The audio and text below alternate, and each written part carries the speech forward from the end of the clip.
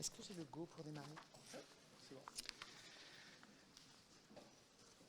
Bonjour à toutes et tous, chers collègues, et merci d'être présents pour cette deuxième séance de la matinée. Merci aux personnes qui sont présentes dans la salle, merci à ceux qui nous suivent sur nos réseaux sociaux. Cette première séance que je préside se déroule dans un contexte particulier et j'aurai l'occasion d'y revenir. Je voudrais que nous puissions commencer par l'appel nominal et, si vous l'acceptez, que cet appel soit effectué par notre Benjamin, monsieur Alexandre Rupnik.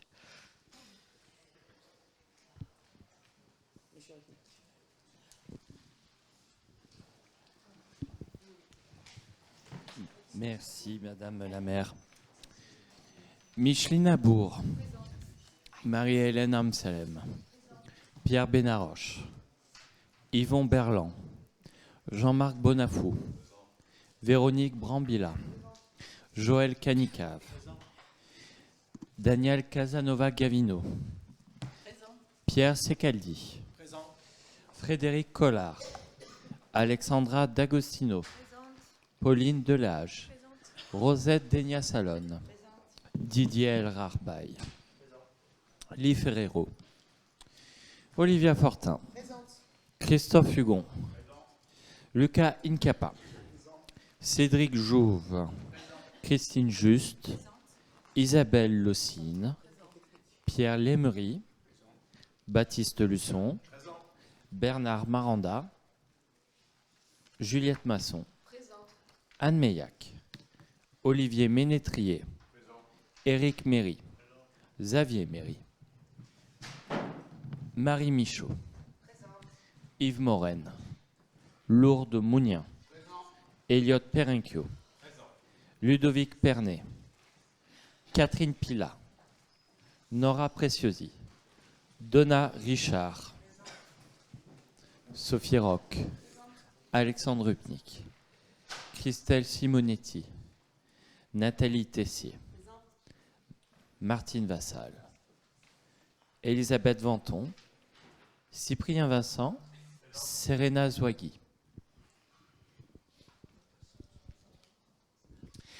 Merci beaucoup. Le quorum étant atteint, ce conseil d'arrondissement peut valablement démarrer. Avant de procéder à l'approbation du procès-verbal, je voudrais que nous ayons une pensée pour les victimes de la rue Tivoli. Je voudrais adresser un message de soutien aux familles, aux proches, aux amis, aux voisins, aux riverains de la rue Tivoli. Je voudrais remercier le maire de Marseille et les maires de secteur pour leurs mots, leur présence aux côtés des habitants. Je voudrais rendre hommage aux marins-pompiers, aux agents mobilisés de façon exceptionnelle.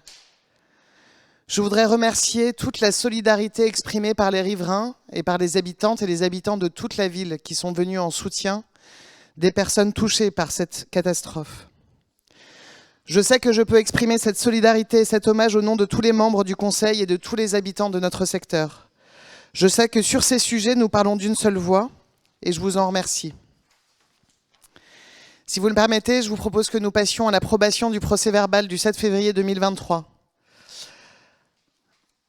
Pour le vote du procès-verbal du Conseil d'arrondissement du 7 février 2023, qui est contre, qui s'abstient, le PV est adopté. Je vous propose que nous puissions passer au rapport numéro 1. Il s'agit du compte d'exécution 2022. Et pour cela, je passe la parole à monsieur Bonafou, le premier adjoint. Et je vous précise qu'ayant été nouvellement élu, je ne suis pas tenu de quitter la salle, puisque je n'ai pas participé à l'exécution budgétaire 2022. Merci, monsieur Bonafou. Merci Madame la maire. Chère Olivia, encore mes félicitations. Tu sais le plaisir que j'ai à te voir là. Mesdames et messieurs les élus, mesdames et messieurs, comme chaque année, le conseil d'arrondissement doit adopter le compte d'exécution de l'exercice budgétaire écoulé. Et aujourd'hui, nous allons donc examiner l'exécution du budget 2022. La présentation qui va suivre a pour objectif de vous informer sur la manière dont les dépenses ont été faites, en application du budget initial bien sûr, mais aussi réorienté pour répondre à des besoins ou des situations spécifiques. Le rapport soumis à votre vote, quant à lui, comportera 3 articles sur le montant, en fonctionnement et en investissement des mandats émis, des restes réalisés et des crédits annulés. La première diapositive qui vous est présentée présente l'exécution du budget de fonctionnement dans son ensemble. Chaque portion du graphique que vous voyez correspond à un service de la mairie. Le chiffre à gauche, en blanc sur fond noir, est le pourcentage de ce service par rapport au budget voté. Et le chiffre de droite, le pourcentage du budget exécuté pour ce même service. Par exemple, le service manifestation culturelle représentait 16% du budget voté, dans le budget initial, et à l'exécution, il représente 15% du budget.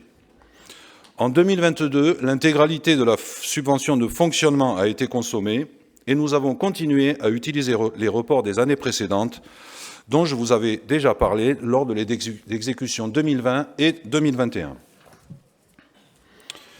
La mairie de secteur a dépensé la somme de 1 887 063 € en 2022 pour un montant de dotation initiale de 1 662 680 €.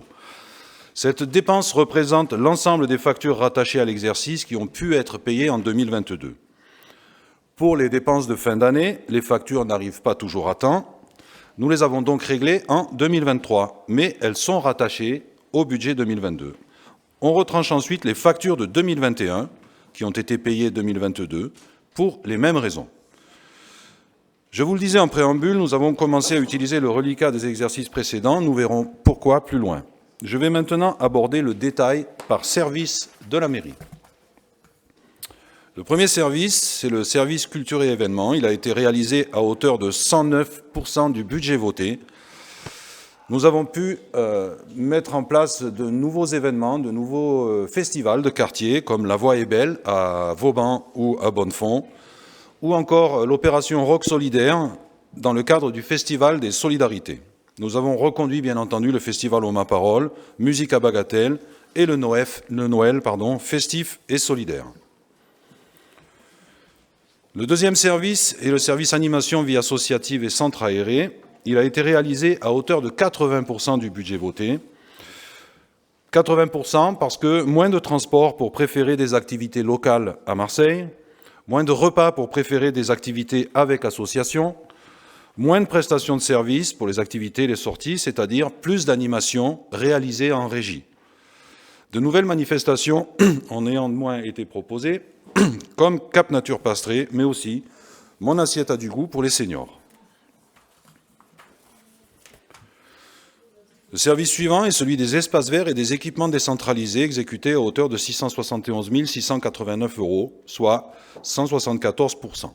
Nous avons profité des marges de manœuvre offertes par les excédents dégagés sur l'animation, ainsi que du reliquat, pour réorienter des masses budgétaires importantes sur la remise à niveau de nos équipements transférés.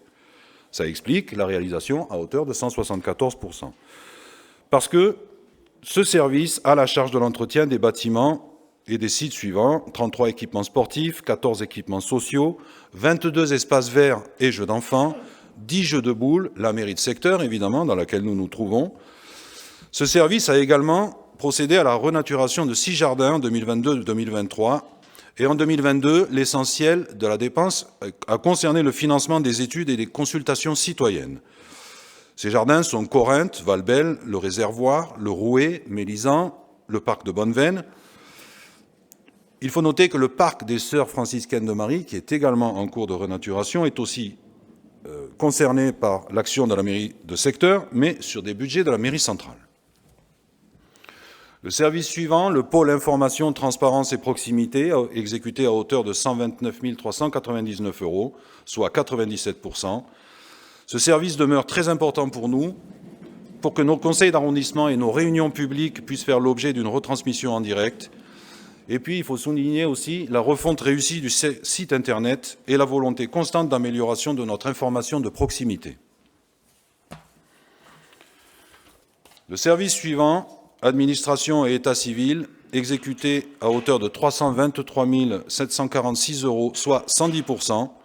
Sur ce budget, toutes les fournitures liées au fonctionnement de la mairie ont subi des hausses non négligeables en raison de l'inflation. Je vous rappelle que ce service, il s'agit du budget qui règle le fonctionnement quotidien de la mairie. Les fournitures d'entretien, les achats d'équipements et de pays divers, l'affranchissement, les fluides, les carburants, etc. Nous allons passer maintenant à l'exécution budgétaire de la section d'investissement. La section d'investissement, c'est ce qui permet de financer le gros entretien et les travaux sur la mairie et sur ses équipements transférés. Comme tout à l'heure pour le budget de fonctionnement, les pourcentages que vous voyez affichés, c'est évidemment en blanc sur fond noir la part sur le budget voté, en noir sur fond blanc la part sur le budget exécuté. Le budget d'investissement a été exécuté à hauteur de 245 042 €. Ce montant est obtenu suivant la même formule que celle du budget de fonctionnement que je vous ai expliqué tout à l'heure, à savoir les mandats émis en 2022, plus les restes à réaliser, moins les dépenses de la fin de l'année 2021.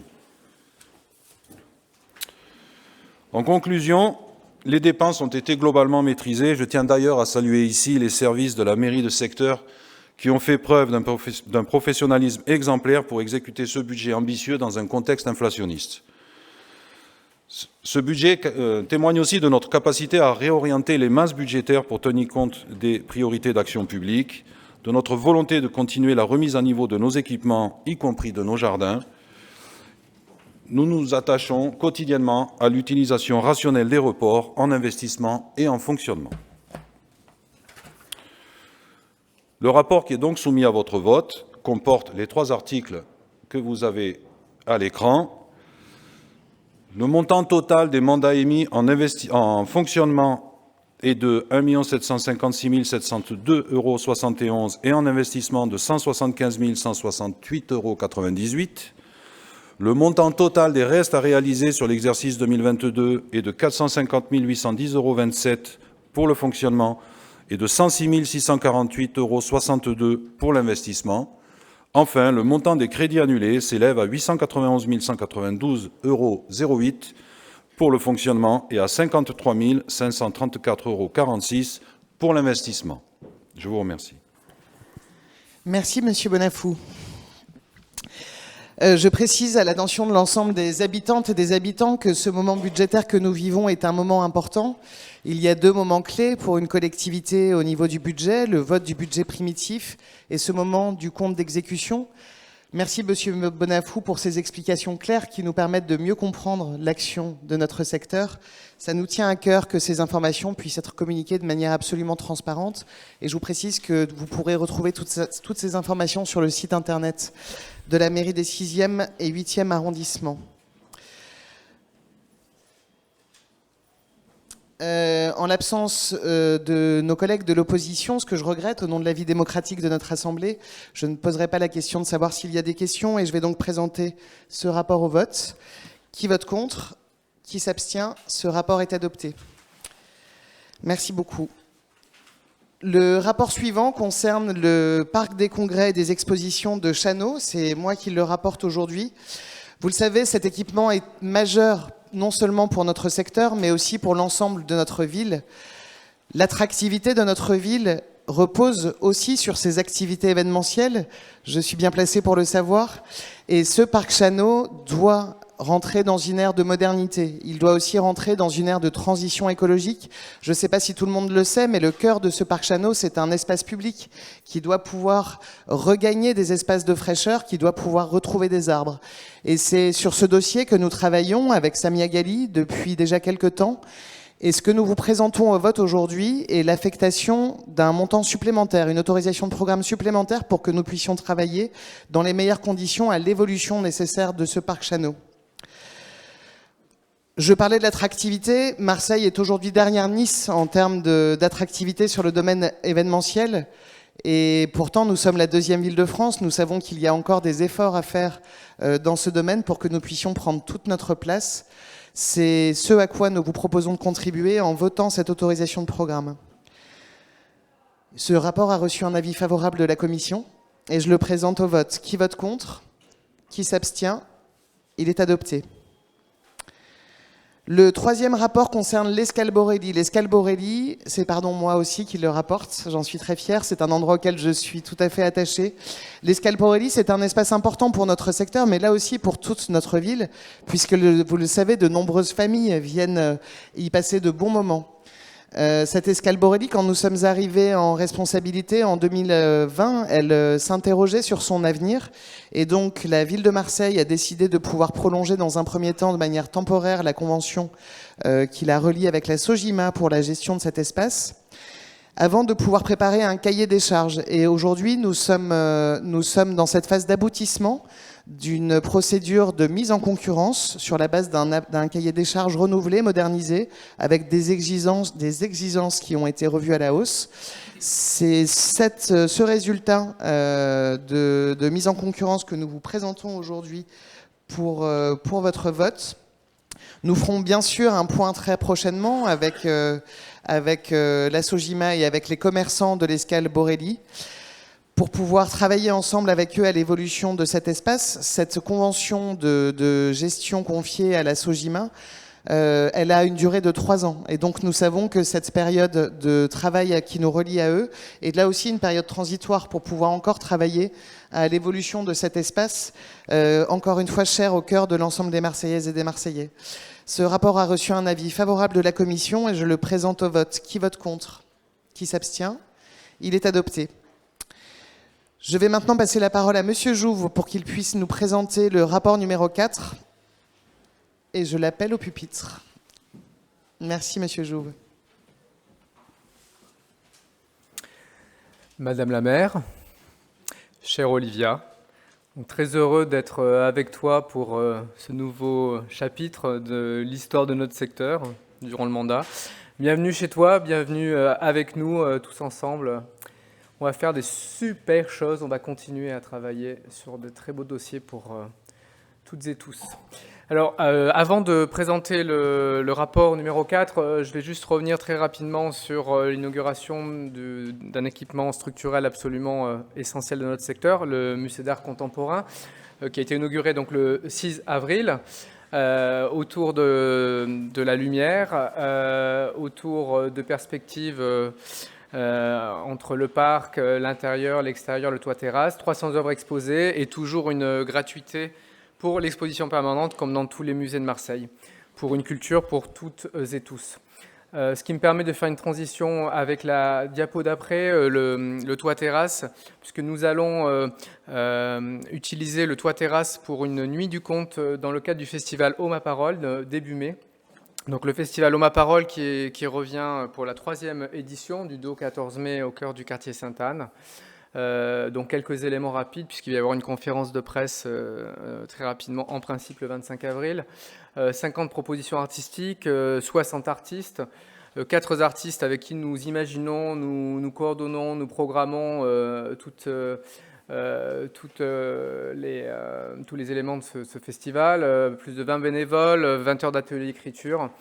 Voilà, donc toujours au cœur du quartier Sainte-Anne, comme je le disais, avec des scènes ouvertes, du nomadisme aussi, c'est-à-dire qu'on va aller dans d'autres quartiers, à Montredon, au square Edmond-Rostand, vers Pastré, Bonneveine, et de plus en plus de partenaires pour cette édition.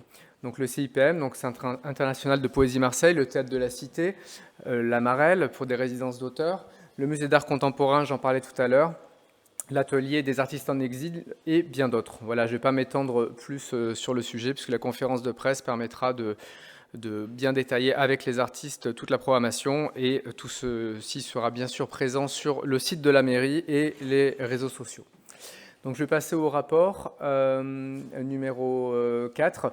Donc il y a 2 parties dans ce rapport. Il y a une convention de financement, de cofinancement avec l'opérateur interne-externe. Donc rapport présenté par Jean-Marc Coppola, adjoint de la culture pour toutes et tous à Marseille. Donc interne-externe qui est l'opérateur qui vient de reprendre la concession pour 5 ans de l'espace Julien. Donc ça va commencer en juin 2023. Donc à ce moment-là, ils prendront place. C'est une aide en investissement par la ville, cofinancement avec le Centre national de la musique, donc l'État, et une partie autofinancement. Donc la ville, sur cet investissement, apporte 50% de l'investissement, soit 152 420 €, pour acquérir notamment tout le matériel qui était détenu par l'association Technicité, qui gérait jusqu'à présent l'espace Julien. Donc ça, c'est la première partie du rapport. La deuxième partie concerne des subventions aux différentes associations culturelles de Marseille. Donc troisième répartition de subventions, toujours autour des 4 piliers structurant notre politique culturelle. Sur la mondialité culturelle, dans la partie musique, sur notre secteur, il y a l'association Humano Est pour 5 000 euros. Au niveau de l'éducation artistique et culturelle, dans le domaine des arts visuels, l'association Artsessible pour 8 000 euros. Et pour le pilier numéro 4, donc c'est la diapo d'après, nous avons différentes associations. Donc dans le domaine des arts visuels, Diem Perdidi, donc la Galerie du Tableau pour 13 000 euros dans le 6e, ici et là pour 4 000 euros, et en musique, l'association Émouvance pour 18 000 euros. Donc ce rapport a reçu un avis favorable de la commission. Merci Monsieur Jouve. Je vais présenter ce rapport au vote. Qui vote contre ? Qui s'abstient ? Le rapport est adopté. Merci Monsieur Jouve. Je vous propose que nous puissions maintenant passer la parole à Madame Michaud pour qu'elle puisse nous présenter le rapport numéro 5.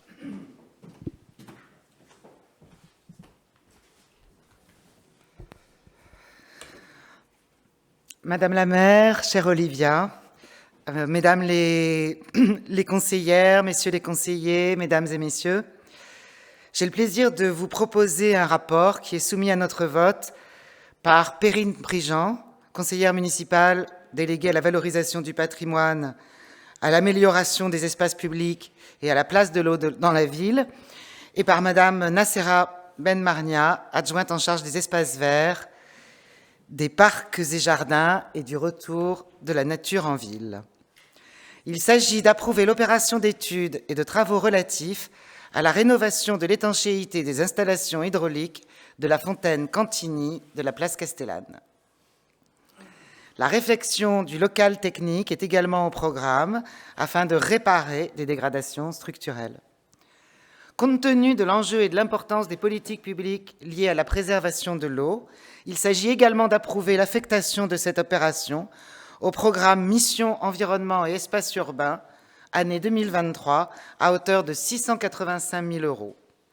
Ce financement sera imputé au budget d'investissement 2023 pour 10 000 euros et 2024 pour 675 000 euros.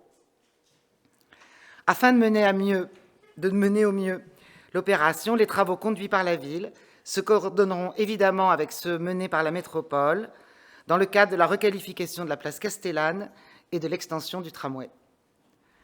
Un peu d'histoire. Haute de 25 mètres, la fontaine monumentale en marbre de Carrare de la place Castellane a été offerte à sa ville natale par le sculpteur, mabrier et mécène Jules Cantigny.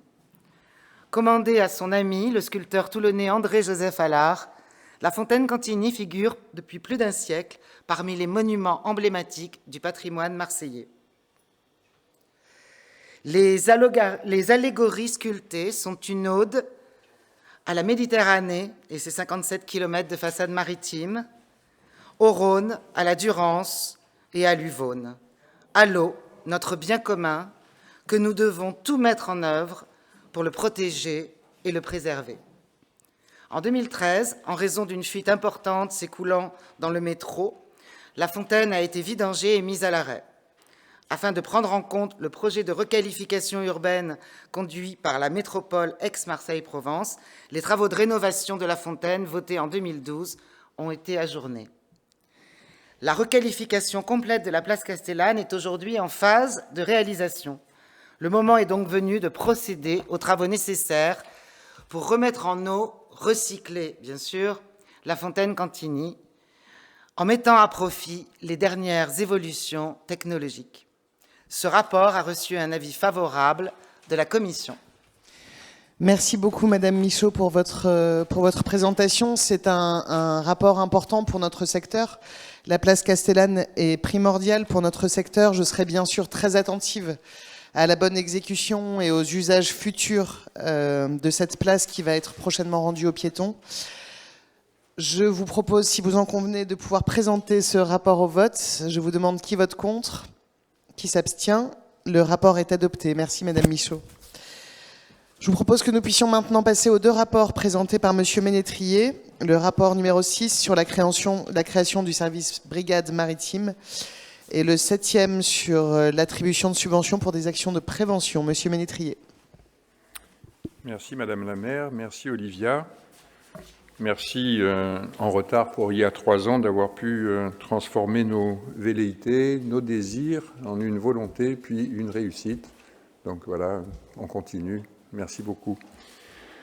Je vais présenter donc 2 rapports présentés par Monsieur Yannick Ohanessian dans le cadre donc de la DGA JSP.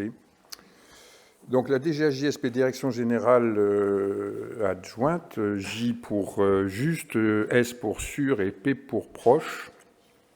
C'est une grosse DGA, c'est quelque chose qui est relativement nouveau, qui vient d'être mise en place, si j'ai bien tout compris, avec les missions et directions suivantes: la direction du lien social, de la vie associative, de l'engagement citoyen, la direction des solidarités et de l'action sociale assurant le lien fonctionnel avec le CCAS, la direction de la santé publique et de l'inclusion, la direction de la relation citoyenne et de la proximité, la direction de la prévention et de la protection, la direction de la police municipale, enfin, et de la sécurité, qui nous occupe aujourd'hui, mais aussi la mission démocratie participative, la mission résorption des squats et bidonvilles, la mission prévention, qui nous occupe aussi aujourd'hui dans le rapport numéro 7, coordination du CLSPD, et la mission coordination sécurité. Sa directrice en est Madame Karine Garcin-Escobar. Le premier rapport donc vient nous proposer la création d'une brigade maritime qui va être composée de 24 agents et de 3 encadrants, et qui aura comme... alors excusez-moi, je cherche mes notes, elles sont là, pardon. Qui aura comme responsable donc Monsieur Jean-Pierre Garnier, qui est l'ancien directeur du CLJ Police 13. Le CLJ, c'était le centre de jeunes et loisirs qui officiait sur la plage des Prophètes et qui faisait de la prévention en direction de certaines populations et de certains quartiers, et qui proposait à ces gens-là tout un tas de d'activités autour de la mer. Il va donc prendre la direction de ce nouveau service qui va permettre donc à la ville de Marseille d'envisager sa réponse sécuritaire aux prochains événements, notamment bien sûr le test event, puis ensuite les Jeux Olympiques, de façon à permettre une intervention rapide et totale des forces de police municipale sur l'ensemble du littoral. Elle sera implantée à la marina, et elle va exercer son autorité et son activité plus précisément dans la gestion de la bande des 300 mètres, mais également de l'archipel du Frioul. Durant l'été, la brigade maritime sera opérationnelle de 9h à 21h, l'hiver de 7h30 à 17h30. 4 patrouilles quotidiennes seront employées, 2 sur mer et 2 sur le littoral. Elles viendront donc en appui des différentes forces qui assurent la sûreté sur notre littoral marseillais. Cette unité a vocation à se renforcer et témoigne de l'intérêt de Marseille donc, dans la façon de s'occuper elle-même de sa sécurité. Voilà, sécurisation des plages et de leurs abords, respect des arrêtés municipaux et bien entendu sécurisation aussi des écoles aussi pendant la période hivernale. Ce rapport numéro 5 a reçu l'avis favorable de la Commission. Merci beaucoup, Monsieur Ménétrier. Sur les enjeux de sécurité, il est bien sûr primordial que chacun puisse faire sa part. La police nationale fait la sienne, la ville de Marseille s'engage sur cette question. Vous savez la volonté du maire de Marseille, portée par Yannick Ohanessian, pour permettre le recrutement de policiers municipaux. La création de cette brigade maritime, elle est importante. Elle est importante pour notre secteur. Elle est importante pour permettre d'apaiser nos littoraux, de permettre un bon partage des espaces nautiques dans la bande des 300 mètres. On voit souvent des situations de danger liées à la proximité de nageurs et d'embarcations. Donc cette brigade maritime, elle a tout son rôle à jouer pour permettre d'apaiser les pratiques maritimes et les pratiques sur nos littoraux dans notre secteur. Si vous en convenez, je vous propose de présenter ce rapport au vote. Qui vote contre? Qui s'abstient? Le rapport est adopté. Monsieur Ménétrier, le rapport numéro 7 ? Oui, j'invite tout le monde d'ailleurs à aller regarder le site de la ville de Marseille. Si on se pose des questions, il y a donc les fiches de poste aussi qui sont posées. On voit toute l'activité au niveau du recrutement qui a été multipliée et plus que multipliée sur le début de notre mandature, grâce à toi aussi Olivia, dans ton effort de moderniser tout ça. Et donc on y arrive petit à petit. Il faut savoir juste que lorsque, j'avais déjà eu l'occasion de dire ça, mais lorsque l'on ouvre une section de recrutement, c'est-à-dire qui passe d'abord par une session de formation, bien entendu, à l'issue de cette formation, les agents formés ont le droit de postuler partout où ils le souhaitent. C'est-à-dire qu'il y a quand même, on ne reprend pas 100% de nos efforts. Donc on va continuer à œuvrer là-dessus, mais il y a rien qui empêche quelqu'un qui a été formé grâce, entre guillemets, à la ville de Marseille, que d'aller postuler après à Carquefou, par exemple. Le deuxième rapport, donc le rapport numéro 7, c'est un rapport qui revient régulièrement. Qui donc nous parle aussi de prévention et qui nous parle de figures que l'on connaît bien maintenant dans notre paysage, qui sont les médiateurs du littoral. Médiateurs du littoral qui sont aussi les mêmes qui sont en médiation ensuite aussi au niveau des écoles ou au niveau de certaines cités qui nous demandent un peu plus d'attention. Donc c'est un rapport qui a reçu là aussi l'avis favorable de la commission et qui voit plusieurs associations se partager donc le littoral.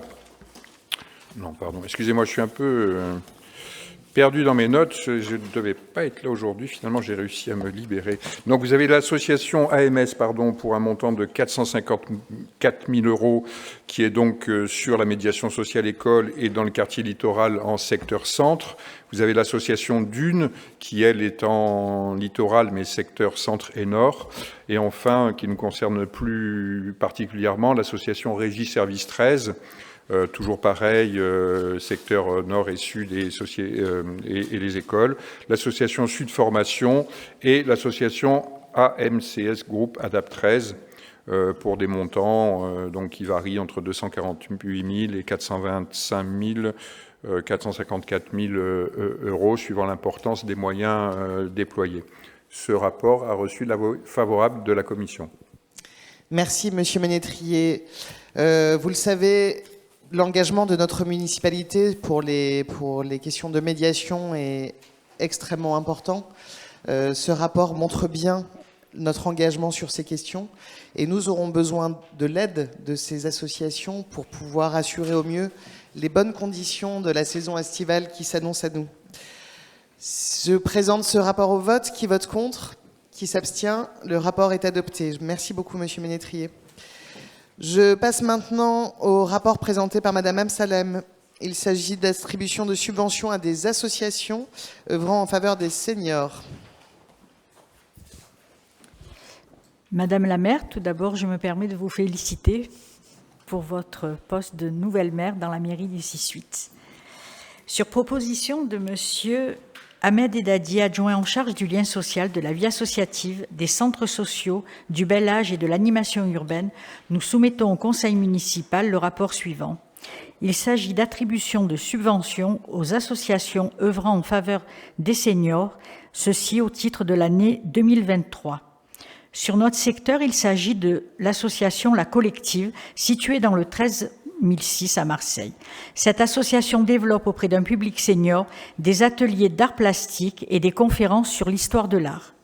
Le montant de cette subvention est de 2 000 €. Ce rapport a reçu un avis favorable de la Commission. Merci Madame Amsalem. Je présente ce rapport au vote. Qui vote contre ? Qui s'abstient ? Le rapport est adopté. Merci beaucoup. Je vais passer la parole à Monsieur Vincent en précisant que le rapport numéro 9 est reporté et nous allons donc directement au rapport numéro 10. Très chère Olivia, c'est un vrai bonheur de te voir ici. Je suis extrêmement content. Je sais que tu vas nous porter de plus en plus haut. Alors, je voudrais vous parler d'un rapport qui me tient à cœur puisque Marseille, en ce moment, est en deuil, qui encore une fois a vu ses rues meurtries, et se tient aux côtés des familles dans la douleur qui meut et nous touche de près. On connaît tous ici la force de cette ville pour se relever toujours plus forte. Le sport va être un outil essentiel pour favoriser cette résilience chez les Marseillaises et les Marseillais. Vous le savez, à partir du 8 septembre et jusqu'au 28 octobre, se déroulera en France la 10e Coupe du Monde de rugby. Et Marseille va être un acteur majeur de cette organisation, avec pas moins de 8 matchs.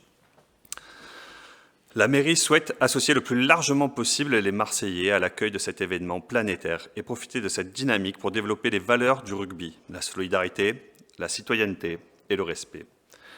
Ainsi, j'aimerais vous parler du rapport conjointement porté par Madame la maire adjointe Samia Ghali et Monsieur l'adjoint au maire pour le sport Sébastien Gibrayel sur le premier tournoi international de rugby pour les joueurs de moins de 16 ans organisé dans la ville de Marseille. Le tournoi Marseille Rugby Méditerranée. Pas moins de 10 équipes prestigieuses viendront de tout le bassin méditerranéen et seront présentées lors d'une soirée d'ouverture protocolaire le 28 avril. Nous avons des équipes qui viendront de Barcelone, Milan, Porto, Tunis, Alger, Casa, des équipes aussi françaises avec Ajaccio et bien sûr 2 équipes marseillaises. La compétition se jouera au stade de Saint-Menet le 29 avril, de Jambouin le 30 avril, dans le 8e. Et la phase finale se déroulera le 1er mai au stade de l'Or. Je vous invite tous à venir. Il faut savoir que les clubs de rugby marseillais sont étroitement associés à l'organisation, garantissant la réussite sportive et populaire de ce tournoi. D'ailleurs, les 2 équipes qui seront engagées, je l'espère, iront le plus loin possible.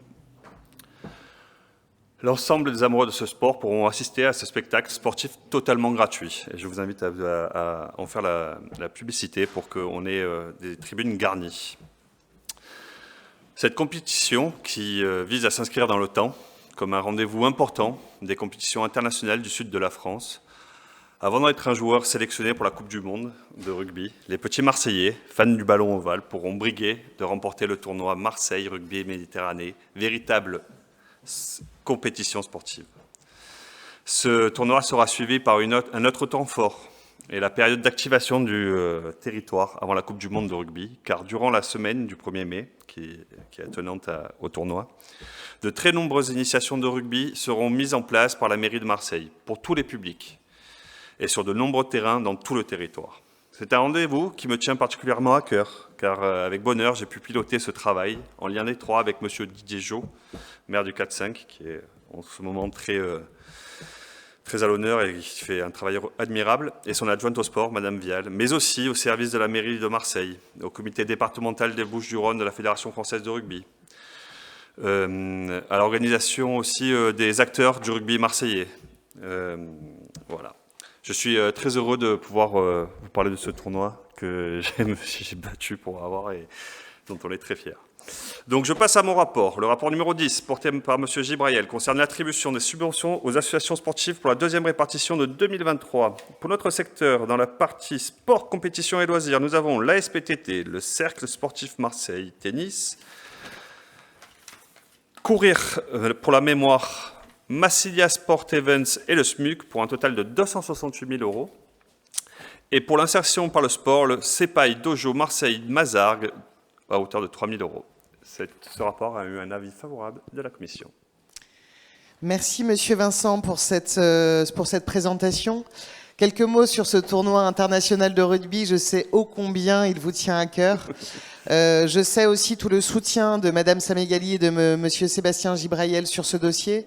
Et je voulais vous dire que c'est bien sûr en coopération avec l'ensemble des élus de la mairie centrale et des élus des autres secteurs que nous entendons travailler pour que nous puissions porter haut nos ambitions, comme vous le faites, Monsieur Vincent, au sujet de ce tournoi international absolument capital. Je vous propose de présenter le rapport au vote, le rapport numéro 10. Qui vote contre ? Qui s'abstient ? Le rapport est adopté. Merci Monsieur Vincent. Je précise que le rapport 11 est reporté. Et je vous propose que nous puissions passer aux 2 rapports présentés par Madame D'Agostino, en commençant par le rapport numéro 12. Il s'agit d'attribution de subventions à des associations en faveur des familles. Madame la maire, chère Olivia Fortin, toutes mes félicitations. Et chers collègues, mesdames, messieurs, avant de présenter mon rapport, je voudrais juste informer donc notamment tout le tissu associatif que dans le cadre de la refonte du projet d'animation de la mairie de secteur, qui est engagé depuis le début de la mandature, nous diversifions l'offre d'activités proposées dans nos 11 centres municipaux d'animation. Nous souhaitons ainsi dynamiser la vie des quartiers et réduire les inégalités sociales et territoriales dans l'accès à l'offre socioculturelle et sportive. Aussi, nous avons lancé, et jusqu'au 10 mai, un nouvel appel à manifestation d'intérêt auprès des associations à la recherche d'espaces de proximité pour y assurer des activités à destination des habitantes et des habitants de nos quartiers du 6-8. Voilà, plusieurs axes prioritaires ont été définis, comme notamment le soutien à la parentalité, l'accompagnement des jeunes et la prévention du mal-être, la participation citoyenne, notamment autour des enjeux de la transition écologique, etc., etc. Je vous invite donc à consulter le règlement qui est en ligne sur le site de la mairie, et j'en profite également pour remercier Madame Égou et toute l'équipe d'animation donc qui a contribué à la rédaction de ce règlement et qui va consulter toutes vos propositions. Alors le rapport numéro 12 concerne l'attribution de subventions à des associations agissant en faveur des familles. Il est proposé par Madame l'adjointe Lisette Narduchy et soumis donc à votre approbation une première répartition des crédits de 2023. Il s'agit ici, pour la ville de Marseille, de soutenir des associations qui développent des projets visant à resserrer, voire renouer des liens familiaux distendus, accompagner les familles rencontrant des difficultés dans leur quotidien, notamment matériel ou concernant leur capacité d'intégration. En particulier, concernant le 6-8, la ville de Marseille entend attribuer une subvention pour l'association de 4 000 € pour l'association Relais Enfants Parents Provence-Alpes-Côte d'Azur pour leur projet de soutien aux familles et aux enfants ayant un parent incarcéré. Ce rapport a reçu un avis favorable de la Commission. Merci beaucoup, Madame D'Agostino. Je vous propose de passer ce rapport au vote. Qui vote contre ? Qui s'abstient ? Le rapport est adopté. Madame D'Agostino, vous avez aussi le rapport numéro 13. Oui, merci. Ce rapport concerne l'attribution de subventions à des associations d'intérêt social. Il nous est proposé par Monsieur l'adjoint Ahmed Edadi. Est soumise à votre approbation une première répartition de crédits de 2023. Et concernant le 6-8, la ville de Marseille entend attribuer une subvention de 2 000 € pour l'association de la Fédération des groupements corses de Marseille et des Bouches-du-Rhône pour leurs activités de valorisation de la culture corse par l'art polyphonique.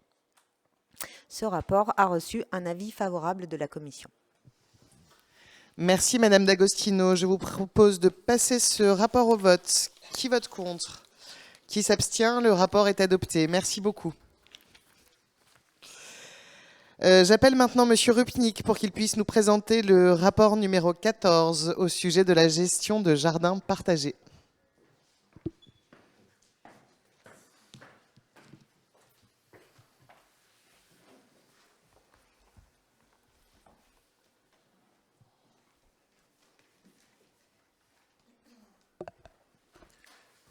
Merci Madame la maire. Madame la maire, tout d'abord félicitations pour votre élection. Toutefois, je ne peux pas y mettre de la joie suite aux événements qu'a connus notre ville le week-end dernier et vous me permettrez d'avoir une pensée pour Anna, Anne-Marie, Antonietta, Jackie, Jacques, Marion, Mickaël et Nicole qui sont décédés dans la nuit de samedi à dimanche dernier dans cette tragédie que nul ne pouvait prévoir.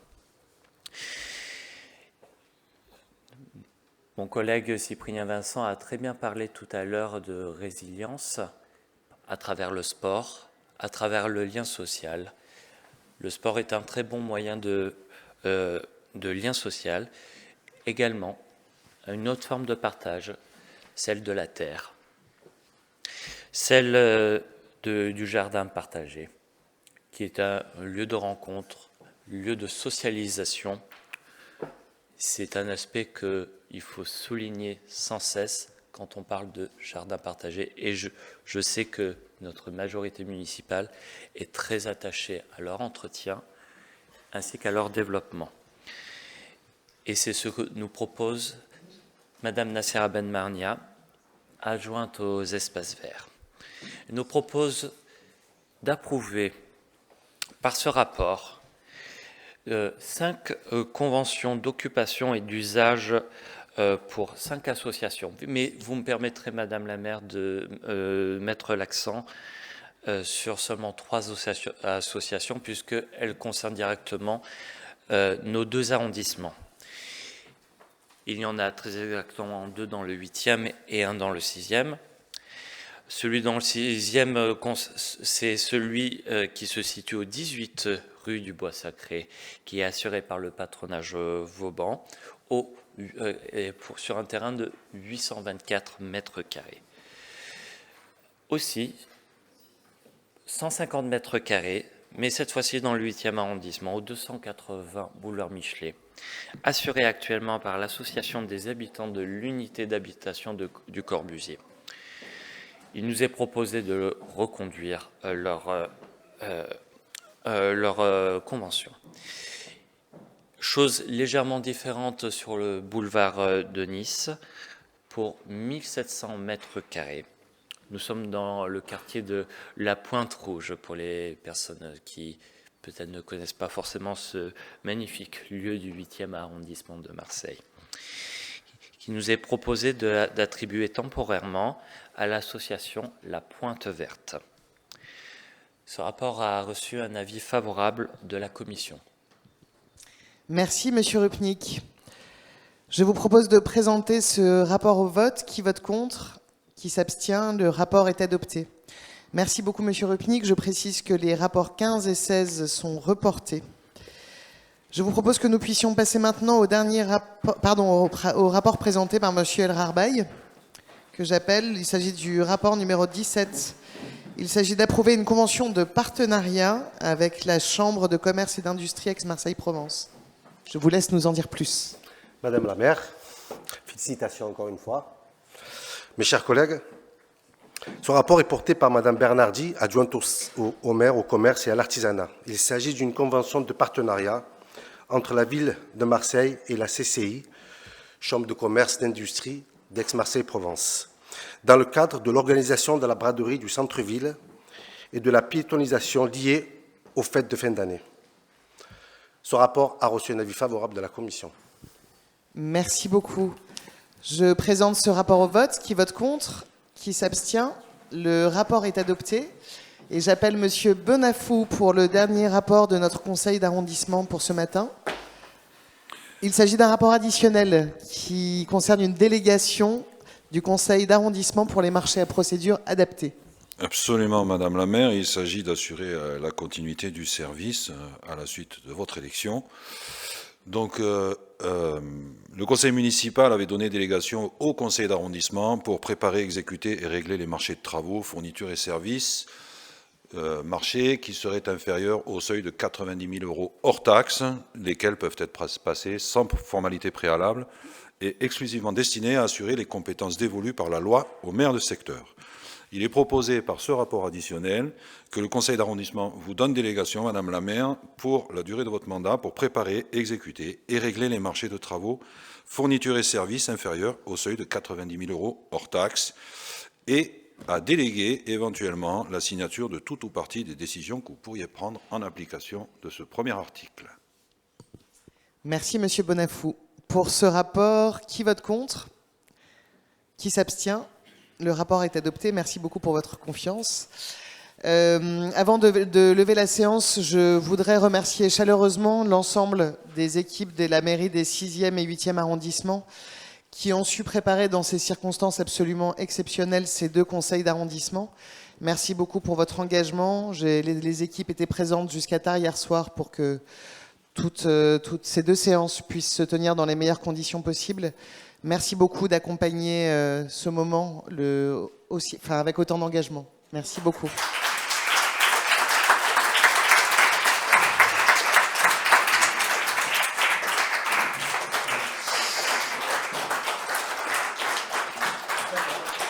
Avant de lever la séance, merci beaucoup. Avant de lever la séance, je voudrais vous remercier aussi beaucoup, chacun d'entre vous, chacune d'entre vous, les élus de ce secteur.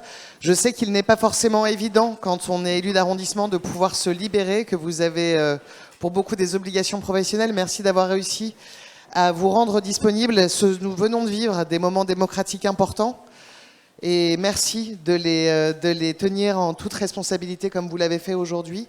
Je vous précise que nous allons avoir un moment de convivialité avec les agents de la mairie des 6e et 8e arrondissements dès maintenant. J'aimerais beaucoup que la plupart d'entre vous puissent rester à nos côtés. L'ordre du jour étant maintenant épuisé, je vous donne rendez-vous pour un prochain conseil d'arrondissement dont la date vous sera communiquée dans les meilleurs délais. Et je vous remercie chaleureusement. À tout de suite.